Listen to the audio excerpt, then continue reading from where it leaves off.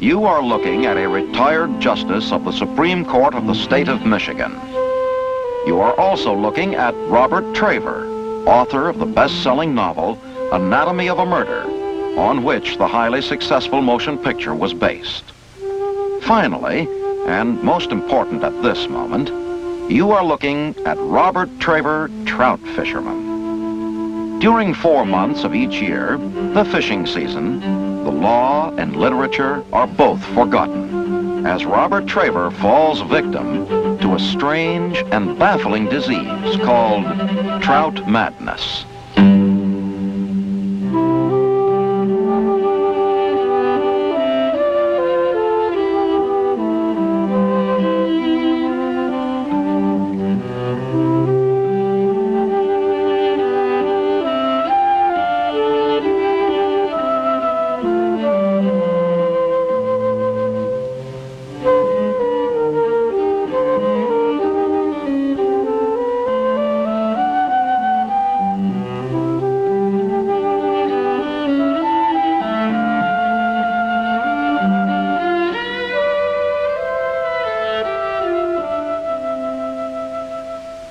I guess I inherited my trout madness straight from my father, who fished as long and often as he could. Now, a lot of wise books have been written about the best time to go fishing, but my father once said it all. "Son," he said, looking me square in the eye, "the best time to go fishing is when you can get away." Well, my writing chores are mostly done, the trout season is on, and my father's words are coming back. Anyway, I want to try out these new fly patterns tied up by Bill Nault. All for science, of course. But I mustn't forget my hat. We've had glare sun for a week, and that's usually bad. But I don't care, because I know it'll be a great day for fishing. Fishermen have all the spellbound quality of children approaching Christmas. There's one big difference between the kids and us. For them, Christmas comes but once a year. For us, it lasts all season long. The faithful old Jeep is standing there loaded, ready and waiting. But then it's always standing there loaded, ready and waiting.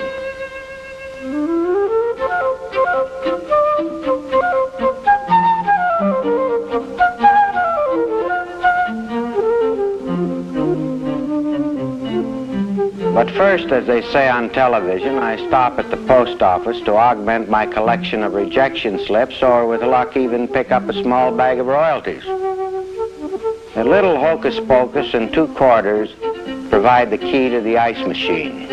The ice being for the parched fisherman's drink at the end of the day, of course, and also to keep from spoiling any trout he may catch. I gas up and drive past a local historic monument of sorts, and at last I'm off and away.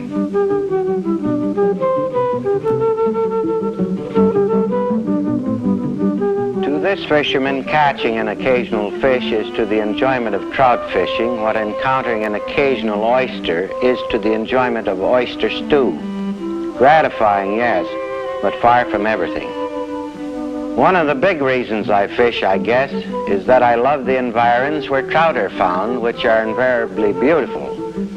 For wise trout, unlike men, will not, indeed cannot live except where beauty dwells, so that any man who would catch a trout finds himself inevitably surrounded by beauty. He can't help himself. But if, heaven forbid, there were no trout, and men were everywhere few, I still think I would haunt the woods and streams, because it is there, and only there, that I can find real solitude without the pangs of loneliness.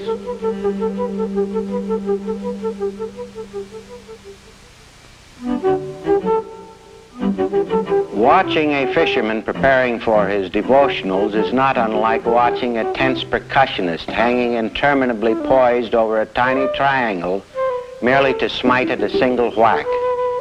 Both performances are, to the uninitiated, much ado about nothing. Both performers devote far too mighty preparations to far too minuscule results. So let us face it, obviously this is the pursuit of madmen, a tableau of crazed characters who lovingly dress out their lines, get into their clumsy boots and pregnant fly vests, and after consulting the oracles, finally rig up their magic wands. Obviously, I am one of them. So after taking a quick mental inventory, I clomp off into the dense woods, there to pit myself against nature and the wily trout.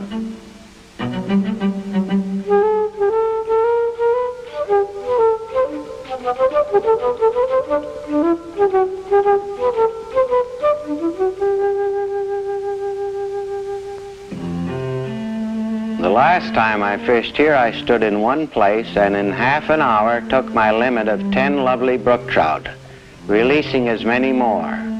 But that was the last time. Today things are different. I've already been here a half hour and I haven't even raised a single trout. Can it be that the trout have moved out of my enchanted pool? No, there they are, my lovely troutlings, lining the bottom in spotted schools of disdainful indolence. If frustrated old fishermen ever learn anything, it is probably this. Wooing a trout is like wooing certain attractive, meddlesome women. They simply will not play unless they are in the mood, and moreover, think of it first. So I shrug and sigh and splash my way out of there. Better luck next time, old boy, I tell myself. I'm heading for one of my favorite secret spots. The few fishermen who know the place avoid it because it's trout are wary and hard to catch. So here I can probably fish alone. Not that I hate my fellow fishermen, exactly, but with solitude there will be no sly smiles if I goof, or worse yet, any broadcasting of my success.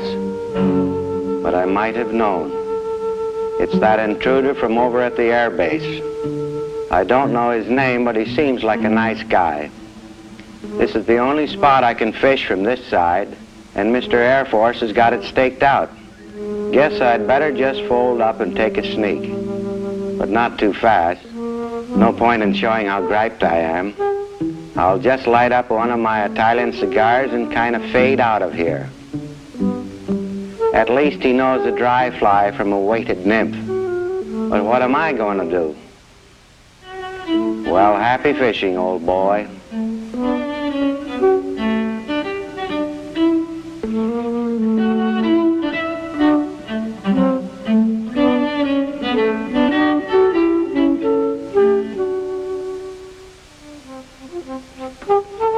So here we go again. But first I must anoint myself against the hordes of insects. One might mistake me for a rose. Tommy Cole once told me the best fly dope he knew was a spectacular rise of trout. Not too many rises yet, alas, so I guess I'll try a wee midge on a long cobweb leader. Sometimes it really fools them. Remember last week? Oh, I see a few trout are rising, so we'll give them a try. After all, I charmed them here last week with the same fly. Better stay with the roll cast in this rising wind, or I might catch a spruce behind me. But wind, sun, insects, fog, rain, hail, what care I so long as I can fish and fish and fish.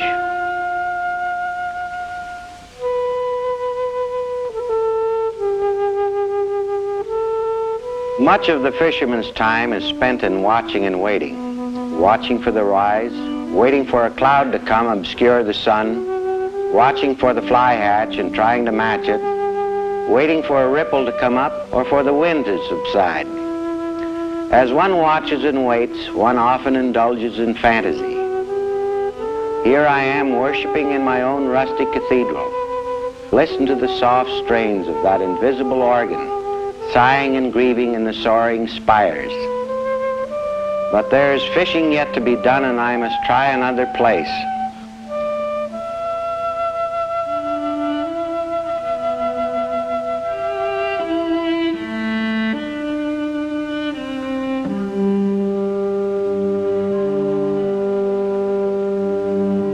As I pick my way through the woods, I am brushed by the wings of another fantasy. Now I am a lithe young Indian brave, perhaps the seventh son of Chief Booze in the Face, a modest lad who can wheel and shoot the eye out of a woodchuck at 70 paces, or better yet, capture sweet laughing whitefish, that demure copper-hued maiden. But by and by I come back to reality, and once again I am a frustrated fisherman in my 50s who hasn't caught a fish.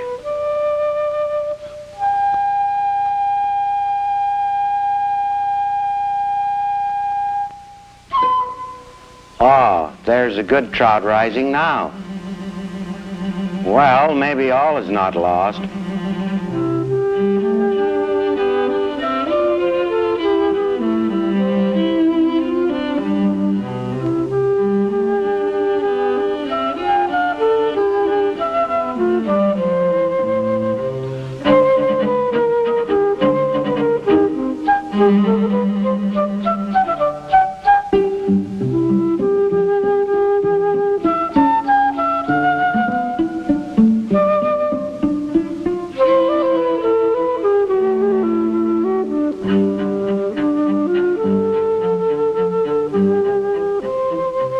Men have fished as long as there have been men in fish, and I suspect their reasons are as varied as the men who fish.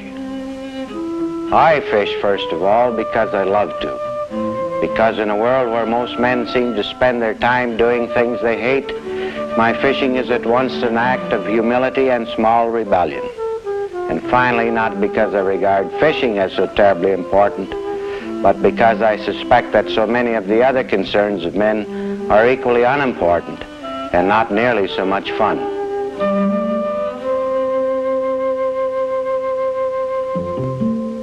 One of my fishing pals, Hank Scarf, and I sort of agreed to meet along towards evening and pool our catch and have a fish fry. Fishermen hate to tie themselves down, but Hank showed up and I showed up, and here we are. I caught my biggest brook trout just below here the first week of the season, nearly 1.5 feet long. But in my vanity for display, I froze him stiff and finally gave him away. Hank and I agree that by far the best time to eat our trout is the day we catch them. Far better throw them back than ever to freeze them. Funny thing about fishermen, we may be cooking or eating or even sneaking a drink, but we've always got a beady weather eye cocked toward the old stream. This place is baffling because big old trout that live here are like certain ladies of the evening. They'll rarely disport themselves till after sundown. We've only seen a few junior leaguers rising so far. Hank saw a mighty roll down at the dam, but maybe it was a muskrat. Well, we'll eat and try again. How can fishermen ever see so far? Well, it is a quaking mystery. In town, I can scarcely read a billboard, but out here, I can spot a leaping frog a half mile away. This evening, Hank and I laid another egg. I snagged my waders and got all wet, while Hank lost a lunker by his log. Guess we should have been here last week, but that's all wrong. What we fishermen really keep telling ourselves is that we should have been here next week. With us, it's always tomorrow and tomorrow and tomorrow.